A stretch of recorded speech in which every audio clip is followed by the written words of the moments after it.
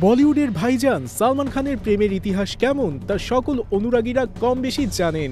এরই মধ্যে পশ্চিমবঙ্গের এক নিউজ পোর্টাল পুনরায় সামনে নিয়ে এলো ভাইজানের প্রতি একসময় বোল্ড বিউটি সুস্মিতা সেনের একতরফা প্রেমের গল্প।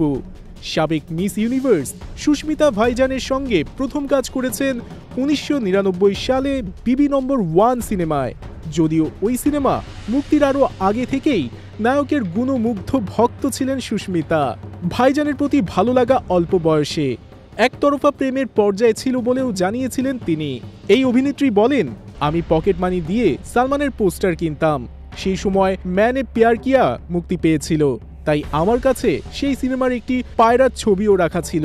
কারণ একটাই, সালমান ওই পায়রাকে ছুঁয়েছেন। সুস্মিতার ভাষ্য, তার বাবা মাও তার এই সালমান প্রীতিকে কাজে লাগিয়েছেন। তিনি জানান, আমাকে বাবা মা ভয় দেখিয়ে বলতেন হোমওয়ার্ক সময় মতো না করলে তারা সালমানের পোস্টার ছিঁড়ে ফেলবেন। আমি ভয়ে হোমওয়ার্ক করতাম। বাসার সবার কথায় উঠবস করেছি শুধু সালমানের পোস্টার বাঁচানোর জন্য। বাড়ি সাজানোর সময় বা রং করানোর সময় নিজে দাঁড়িয়ে থাকতাম যাতে পোস্টার নষ্ট না হয়। সুস্মিতার কথায় আমি মানুষটি প্রেমে পড়েছিলাম। সালমানের ৫৯তম জন্মবার্ষিকী গেছে গত শুক্রবার। ওই দিন সুস্মিতার মনের এই খবর তুলে ধরেছে এই সময়। ভারতের মধ্যপ্রদেশের ইন্দোরে ১৯৬৫ সালের ২৭ ডিসেম্বর সালমানের জন্ম। নায়কের পুরো নাম আব্দুল রশিদ সেলিম সালমান খান। চিত্রনাট্যকার প্রযোজক সেলিম খানের ৩ ছেলের মধ্যে সালমান বড়। বলিউডের কাঙ্ক্ষিত ব্যাচেলর হিসেবে যার নাম অনেক বেশি চর্চিত।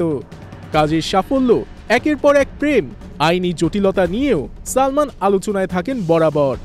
১৯৮৯ সালের ম্যানে প্যার কিয়া দিয়ে সিনেমায় পা রেখেছিলেন তিনি। প্রথম সিনেমাতেই অভিনয় করেন কেন্দ্রীয় চরিত্রে।